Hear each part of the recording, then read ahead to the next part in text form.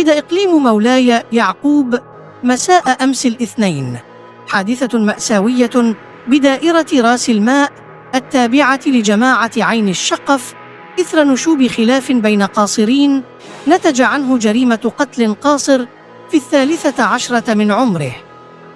وأوردت مصادر من عين المكان أن خلافاً نشب بين تلميذين اللذان يدرسان بإعدادية الحسن الأول أمام سجن بوركيز بدائرة رأس الماء، قبل أن يقوم التلميذ الهالك باستدعائه أخاه الأكبر البالغ من العمر 15 سنة، والذي انتظر خروج التلاميذ من المؤسسة على 6:00 مساء ليقوم بضرب صديق شقيقه بلكمة قوية على مستوى القلب أرداه قتيلاً. وأضافت المصادر ذاتها أن مصالح الدرك الملكي حضرت إلى عين المكان فور تلقيها الخبر،